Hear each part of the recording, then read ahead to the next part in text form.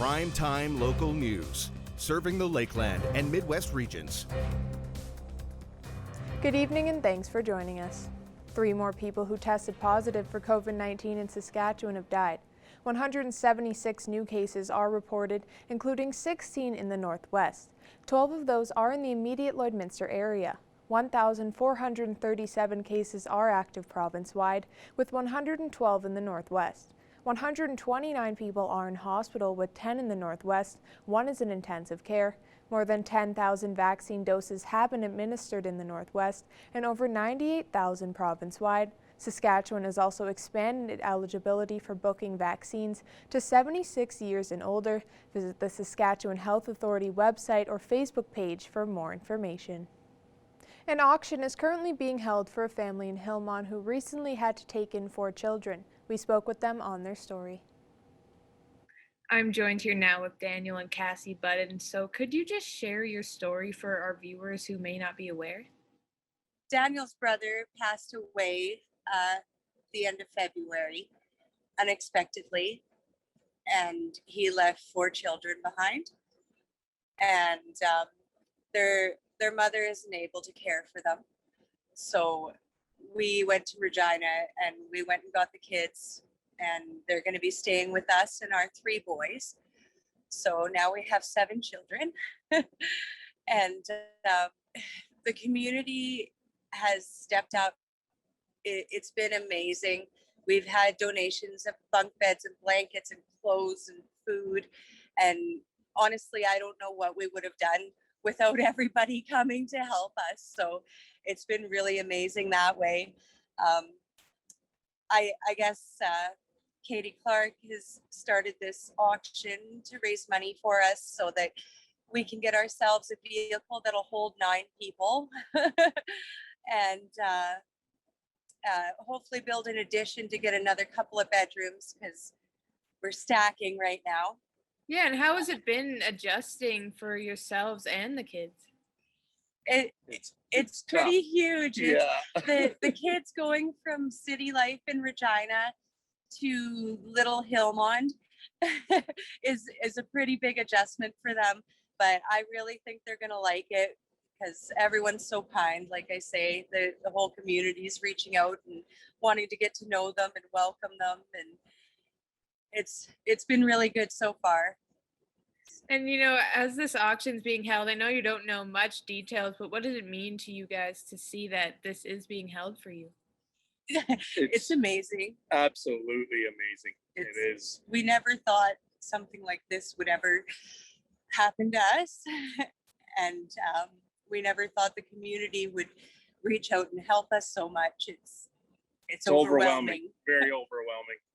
Yeah, I don't doubt that at all. And you kind of touched on this, but what are you hoping that can come from this auction? Absolutely, get more space, more bedrooms in our home at an addition is what we're really hoping for, because it's pretty tight right now, and we're building a 2nd bathroom As we speak. Yeah. So. And to get a vehicle so we can all travel together and show the kids around and do what we need to do in the summertime, go camping. And we all believe in family, so we want to all be together all the time. So that's our main goal. And is there anything else that you would maybe like to say to those who have helped you so far? I want to say a huge thank you to everybody in our community, our neighbors, the school, all the bus drivers, Melissa Winter, Jesse Wood, Trish Allen and Tasha Klatt. They've been amazing. They were the first to hear about what was going on and get things started and help us out and let everybody know that we were going to have some new kids come home. And Katie Clark. Katie Clark has been tremendous through it all also. Robin Hunter, yeah. There's so many to really say thanks to. That's how much there is. So everybody love their family. Just, the kids are so important to our future that we need them. And if we don't back them up, then we won't, have a great future. So we just want everybody to love. So yeah. Yeah. You never know what's going to happen in life. So Yeah. The auction started on Wednesday and is being held until next Friday. Thank you both, Daniel and Cassie, for joining me today, and best of luck with this auction. To raise awareness and funds during these challenging times, Second Chance Trail Ride is teaming up with Aaron Pritchett for a drive-in concert in Elk Point. Our Tate Leecraft got the chance to talk about it with the country star himself.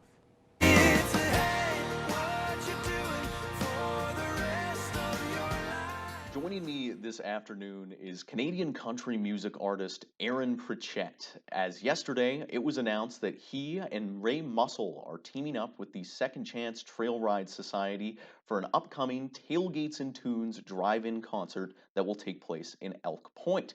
So, Aaron, for people who are unfamiliar, could you just give them a little bit of a rundown on what Second Chance is, as well as why it's important to you? Well, obviously it has everything to do with organ donation, organ transplant. And when my buddy Ray, who originally was talking with Morris Irvine, he was telling him his story. Mo was telling Ray his story, and Ray was kind of inspired to, like a call to action. So when he was approached by some people in Northern Alberta about writing a song or being a part of a song, he was asked to co-write this tune, and it got things rolling, and it brought my attention to the Second Chance Trail Ride, which has raised so much money over the last, it's the 10th anniversary, over $550,000 over the 10 years to help bring awareness and for organ donation and organ transplant. So when he asked me to be involved, I jumped at the chance because I know all about the Humboldt bus crash, obviously, where Logan Boulet, in his passing, created the Logan Boulet effect, where he donated 6 of his organs for transplant, successful transplant, I might add, and that just kind of got the ball rolling, learning more about these stories for me. And knowing how passionate Ray was about it, and I've known several people with organ transplants, I felt that it was something necessary that I had to be a part of, and get the some sort of awareness, bring some mass awareness to what the cause is all about. And how long has it been since your last in-person concert experience then? How excited are you to get back on stage? Really, for the last year, since February last year, I haven't really done a lot of gigs, and this isn't a money-making thing for me, that's for sure. I'm just donating my entire time for it. My band is too, and everybody's donating as much of their as much as they can, so that we can just get out there, put on a show, and help raise as much money as we possibly can. And another element to that partnership is a song that you and Ray Muscle have actually recorded together. It's being released on Green Shirt Day, which is on April 7th. Can you just maybe talk a little bit about the collaboration? Yeah, so Ray originally asked me if I wanted to be a part of the songwriting, and I knew that he was already approached with basically the premise of the song and had written the majority of it. And I said, well, just you keep going on the writing because you're obviously on the right path. And then we went in the studio, and we're currently recording an album with Ray and his family, and numerous people, Chantel Muscle, of which will be on the show in Elk Point. But he said, when we were in the studio and I'm helping produce it, he said, do you mind, throwing a vocal on it? Maybe we'll sing this together. And I thought, okay, see how that goes. And then after we listened to it, it was like, man, Still You Breathe is powerful, and it's the message is given across from a perspective that I never expected to sing from. And I went in the studio and I loved singing it, and it was instantly something that I just gravitated towards, and it was an easy thing for me to decide that yes, I want to be a part of this. So there was no reluctancy on Ray's part or my part to be singing on this and being a part of something so special. And before we say goodbye, where can country music fans go to learn more or buy tickets? Are they on sale yet? I believe they're going to be on sale shortly. If they aren't just now, I believe they will be very shortly. But you can go to 2ndctr.com. So that's second right? Second Chance Trail Ride. So 2ndctr.com through Show Pass. If you want to just go directly through Show Pass, it'll kind of take you there anyways. And tickets are $120 per vehicle, and that means however many seatbelts you can, fit people into. Legally, it's got to be legally. So, and there's 10 VIP spots available as well for $300 each, which gives you 2 chairs and a table and some refreshments and things like that. So it's closer to the stage as well. So it should be a great experience. Thanks so much for joining me, Aaron. My pleasure. Thanks for having me, Kate. Now our Connor Chan will take a first look at your weather forecast.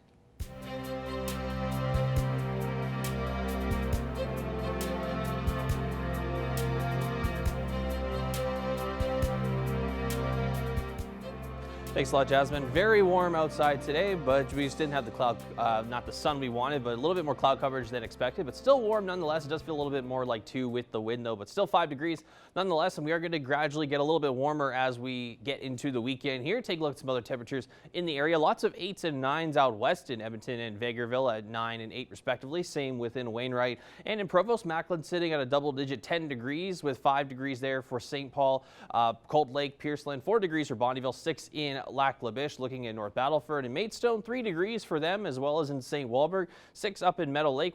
And now as we look up north to the further areas, Green Lake at 4 degrees and 5 also for Isle of Cross. So let's just take a little bit more of an in-depth look now for what we could see overnight. We are going to get a little bit colder overnight. We're going to see -12 overnight for North Battleford going into tomorrow. Clear skies with some clouds at 1 degree is the daytime high for tomorrow. Looking into Cold Lake, the cloud coverage kind of will continue. That it will part way into tomorrow with that daytime high of 5 degrees. As we are going to get that sun and cloud mix there. And it could feel a little bit warmer than what we see on the screen here, of course, with the wind chill, but it may get a little bit higher and may get a little bit warmer. So we could see ranging from temperatures from between that 5 degree mark to maybe even 7 degrees. And then it will kind of go up as we get into Sunday. So looking at overnight, -8 with that cloud coverage continuing, as I mentioned there, going to 2 degrees tomorrow for our daytime high. And that again could be one of those things where we could see maybe it be 4 degrees tomorrow, because it is the possibility that as we are going to start to get warmer into the spring, as we are a few weeks or so away from that. So looking ahead into Sunday, 4 degrees the expected high there, with that low there at -4 to start the day off. We are going to get those warmer mornings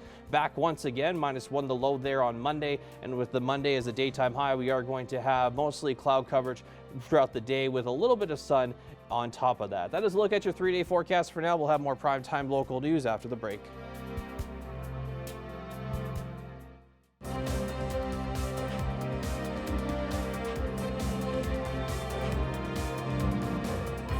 The agriculture landscape could be changing in Lloydminster, as the city has been named one of 2 possible locations for a hemp processing plant. Ecoterre hopes to have a facility operational by 2022 and is currently looking for local producers to grow hemp on 12,000 acres in the region. Step is securing feedstock for their process. That's the whole ultimate goal here, is to secure enough feedstock to make the facility operationally viable. And we're having fair to good success. We still got a few more acres. Ecoterre will not comment on the facility until the company has all the farmers for its procurement needs, but the mayor is excited about the potential plant. People often challenge the city and the area, how are we diversifying? And agriculture is continuously changing and evolving. The different products and plants being grown to produce different products. And hemp is just another one of those products. The harvested hemp will turn into textile fibers and fabrics for clothing and composite materials. Now we'll take a look at your egg prices.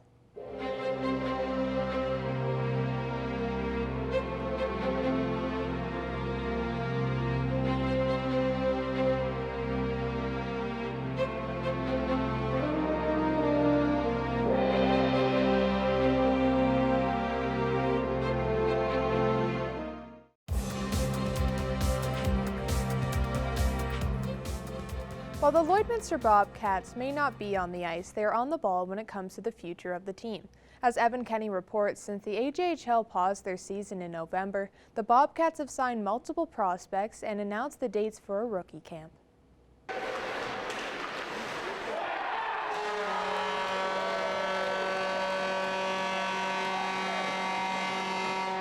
It has been a handful of months since the Lloydminster Bobcats have taken strides at the Civic Center, but it's been just days since the team has taken strides off the ice. This week, the Bobcats announced the date for their summer prospects camp.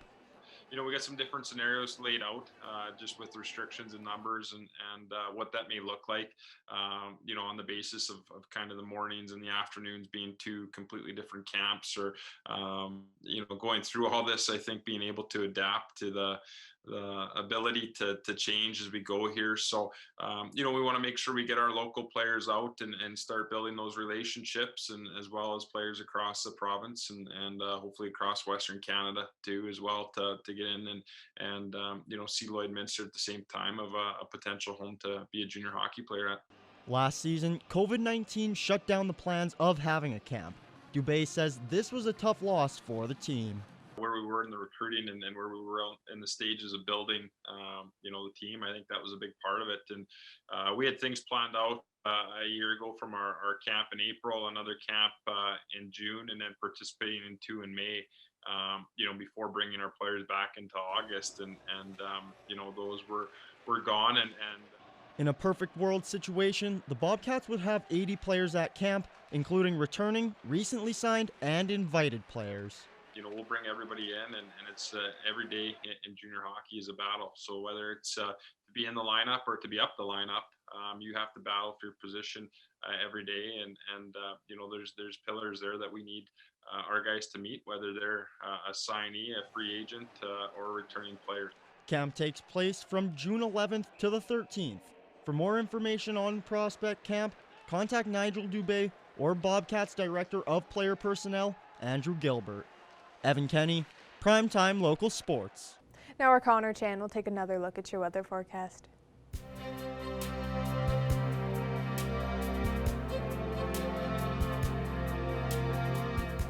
All right, thanks a lot, Jasmine. Looking at our temperatures right now, still sitting around that 5-degree mark right there. Same within Cold Lake. As we look out west, we of course saw lots of 8s and 9s within the immediate area, but as we go further, we see lots of double digits in Whitecourt and Edson sitting at 11 degrees. We see lots of 7s in Red Deer, Jasper, and Athabasca. 10 degrees for Rocky Mountain House as we start to see some warm fronts and coming into the province, as well as moving into Saskatchewan as well. Lots of positives today. It was the opposite yesterday where they saw a lot of minuses. Now we're in the positives. 3 degrees in North Battleford, 6 up in Meadow Lake, with 3 also in Prince Albert, and then 2 in Saskatoon, and then 1 degree in Melfort. Looking up north, fairly warm today up there with 5 in La Loche, Buffalo Narrows, and in La Ronge as well. 3 degrees in South End as well as in Flin Flon. 2 degrees for Wollaston Lake, and then we see minuses up in the further northern areas of Uranium City and Stony Rapids at -5 and -4. -2s up in Fort Chipewyan in High Level though, but looking ahead to Grand Prairie and Peace River, sitting at 3 and 5 degrees. We also see 6 degrees in Fort McMurray right now, with 3 degrees in Slave Lake. Now looking into southern Alberta, fairly warm, but that's not a big surprise there.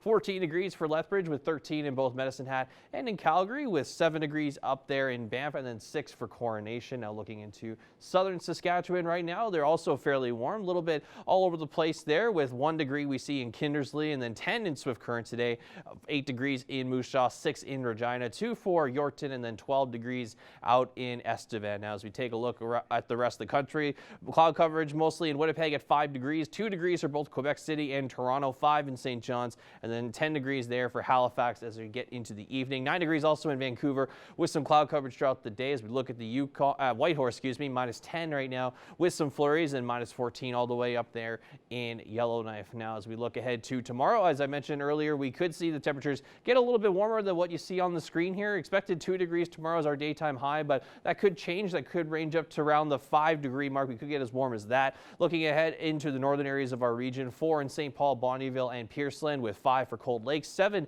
all the way out in Edmonton tomorrow, 10 degrees for Wainwright tomorrow, so fairly warm out there. And we'll be a little bit cooler in some areas in Saskatchewan, like Maidstone and North Battleford, sitting at 1 degree, 6 for Macklin tomorrow, and then Meadow Lake and Green Lake both sitting at 5 degrees for tomorrow. Now here's a look at the next 7 days. We could see a high, possibly temperatures get towards around that 6 to 7 range on Sunday there, but still lots of sun nonetheless and a few clouds. We'll get a little bit more cloudier as the week goes on, starting on Monday at 2 degrees with 0 there on Tuesday with that same cloud coverage. It'll hover over into Wednesday at the high of 1 degree and a little bit cooler in the mornings as well on Tuesday, Wednesday. 3 degrees on Thursday with the sun coming back up there with some warmer temperatures, and then we'll get a nice low of -5 on Friday with that same temperature of +3 as the daytime high. That is a look at your 7-day forecast. We'll have more primetime local news after the break.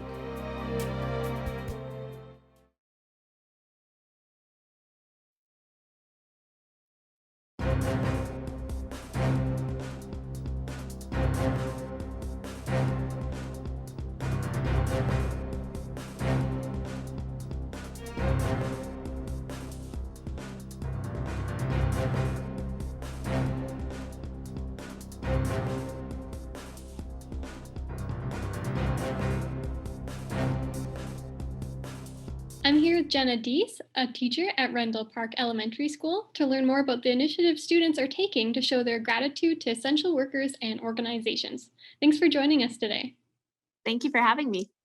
So can you talk a bit about these gratitude greeting books and how this idea came about? Absolutely. So, one of the things that we always focus on here at Rendell Park is how we treat others and ways that we can give back. So, naturally, when we were given an opportunity to spread some kindness, it was a great chance. We're like, we need to take charge of this and give our students this opportunity to give back to the community. So, my class had a conversation about, reflecting on the past year and what's gone on and how does that impacted us individually, but not just the adults, focusing more in on students and thinking about who has helped them individually. So that's kind of the spin we took, is we had students decide who they felt themselves had helped them in the community. And it was very interesting, the organizations and the places that students felt were the reason they made it through this past year. So we had a chance to brainstorm as a class and then open it up to the entire school to have students select on their own who they felt impacted them or helped them get through this past year. Awesome. So these books, are they notes? Are they drawings? What do they kind of look like? Absolutely. So I can pull one up here. I made sure to keep one near me. So we have just paperback books here. Some of them were quite large, and lots of them did get laminated too. But essentially, we had like 4 or 5 different formats of ways that kids could show their gratitude. So writing, drawing pictures. We had all sorts. We had jokes a couple kids wrote, or poems, you name it. But basically, their only expectation was to share how that business had helped them in the past year. So that was kind of our only expectation. And then we just let the kids take it from there. Then we had our grade 6s kind of put the booklets together. And then I've actually had some students, not just in my classroom, but in our other grade 6 classrooms too, take them and deliver them to the different organizations. So the kids have really enjoyed, walking up, and they have a little script that they follow and to share, hey, I'm from Rendell Park and here's why we're doing this, and handing that booklet off. So it's been a great and positive experience for them. You've sort of touched on this already, but how have the students responded to this project? So it's kind of interesting. A few of my students I noticed were beyond excited to give back. So having, even students who don't enjoy writing per se, some of them were so excited to share their thoughts towards a certain place about why they were grateful. So I loved watching that kind of spark come alive for some of those students. As soon as we talked about delivering them, there was kids, hands in the air, like, I want to show up. I want to be the person who gets to deliver this booklet. And of course, they're deciding, hey, I want to go to this place and I want to go to this place. So there was lots of great conversation on who they felt was most important for themselves to deliver the book. And then we had a few kids who were like, I'll take 4 or 5 and deliver them. So that was fantastic. And have you had any feedback from the businesses on how they responded to the books? Absolutely. We've had a couple Facebook posts tagging our school about, what a great pick me up. We got this book back or we got this book delivered from students at Rendell Park. And we're so grateful to have some, bring us some smiles today. So yeah, we've had great feedback so far, and we still have some more booklets going out. So I'm sure we'll have some more feedback coming forward in the next few days too. Absolutely. So in general, supporting local businesses is something people try to do, and that idea I think has been really emphasized in the past year as people come to understand how important local businesses are to their community. Do you think this project has brought that awareness to the students and made them more appreciative of not just the store as a whole, but the people working it and operating them? Absolutely. I know one of the first conversations we had was, what are the organizations here in Lloyd? And so I found it really interesting, kids thinking about, places that they buy from on the internet, and having them truly understand that lots of those are not actually in Lloydminster. So we had that great conversation. And then once we started, writing a list of different businesses and organizations, many of the kids said, oh, I go there and I go there, and, started to make those connections that there are lots of places that are right here in Lloyd that are only here in Lloyd, especially our small businesses. So that was fantastic for them to realize, oh, this business does actually support me, and only here in Lloydminster. So that was a great connection. Well, perfect. Thank you so much for taking the time to speak with us today, Jenna. I appreciate it. Yeah, absolutely. Thank you for having me.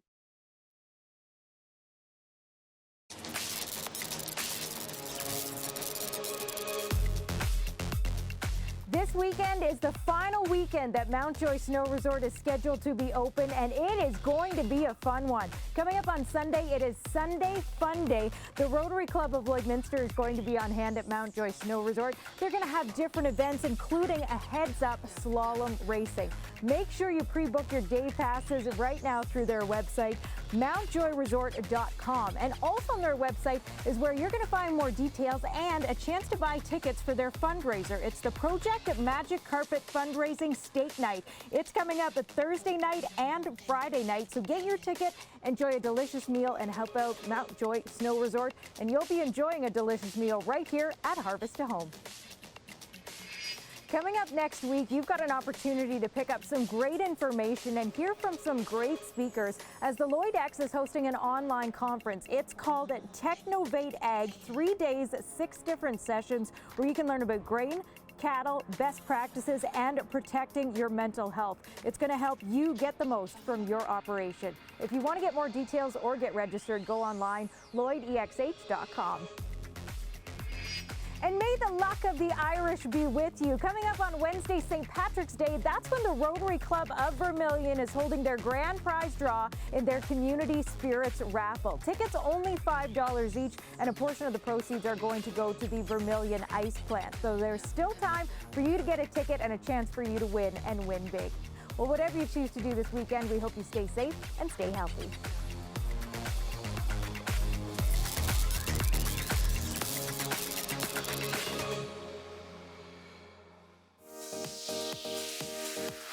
What's Happening is brought to you by Northern Factory Workwear, Circle Drive East, Saskatoon, and Highway 17 South, Lloydminster.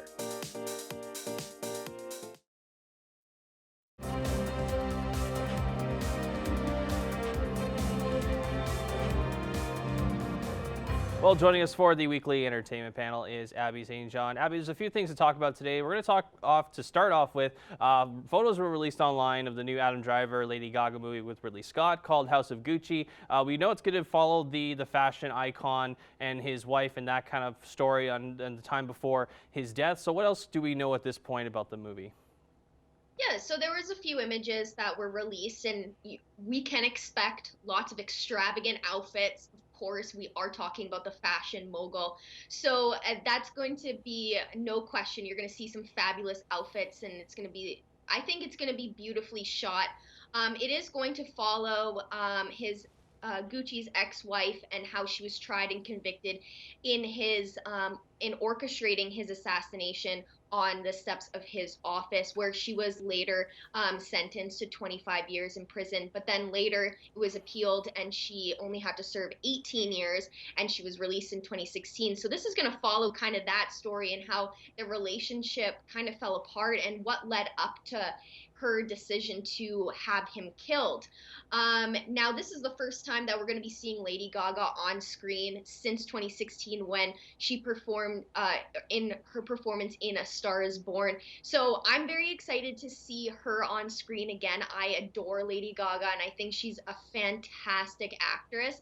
And of course, Adam Driver is an amazing actor to begin with. So I think this film is going to be really, really good. And you mentioned those sets and the costumes, what we already know from the sets. It's definitely going to be that classic Italian look there. And last time we kind of got a story like that was the Versace series that was talking about that with Darren Criss. Another topic, Abby, the Grammys are this weekend. Lots of controversy, lots of stuff there. I know the Weeknd has kind of called out the Grammys. We talked about this back in November. And then, of course, now that they're finally going to happen, Beyonce leads the way with 9 nominations. And then other artists to follow suit. Taylor Swift's nominated, of course. Then you have Dua Lipa, who's in the high ranks of nominations there. So what can we ultimately maybe expect from this weekend? I think it's going to be a big show. I think they're going to pull out all the stops that they can just because of the no audience or in attendance. So they really have to strive to make it as enjoyable for people who are at home.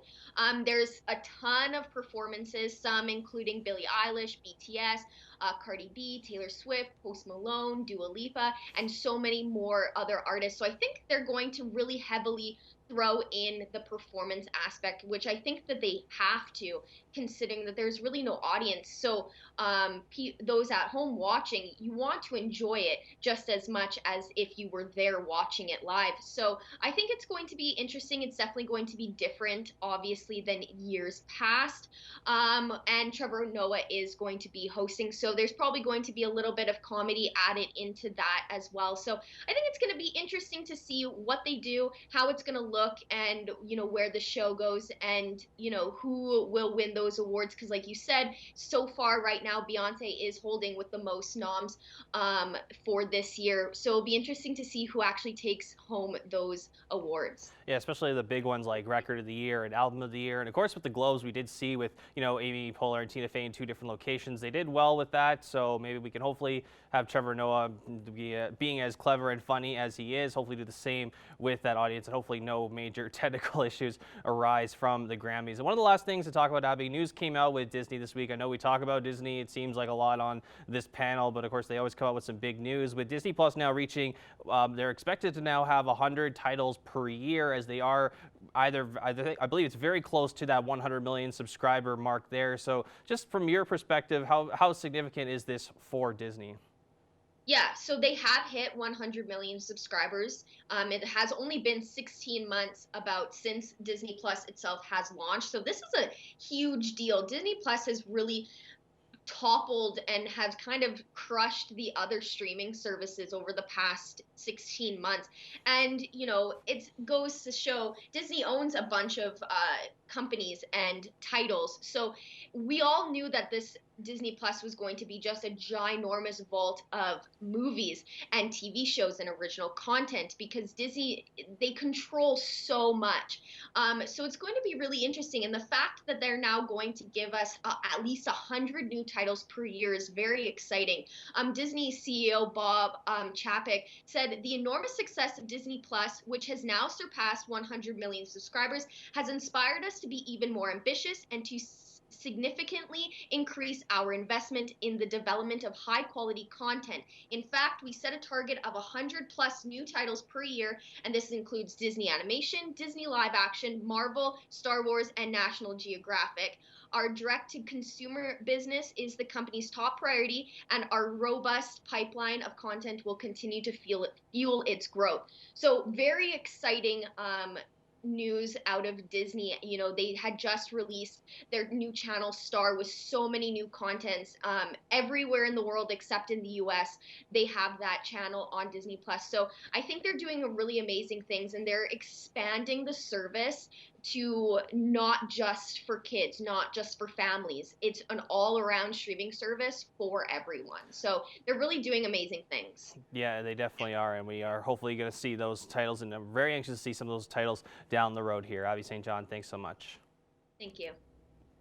All right, taking one last look here at your 7-day forecast here. As we get into tomorrow, we are going to see temperatures could be possibly warmer than what you've seen on the screen here. We could, at the high though, expected though at 2 degrees for tomorrow. Lots of sunshine through the weekend. 4 degrees on Sunday as we get into the at the start of the week here. We are going to get that cloud coverage coming back, as well as a little bit chillier mornings there at -10 on Tuesday there. So 2 degrees on Monday, 0 on Tuesday, 1 degree there for Wednesday with a low there of -8, 3 degrees on Thursday with the sun partially coming back there. And then we'll see 3 degrees again there on Friday with the low there of -5 as we start to warm up once again. But again, we could see temperatures maybe getting as high as 6 degrees there for Sunday and even high as 4 or higher on Saturday. Thank you for joining us on Primetime Local News. Have a great night.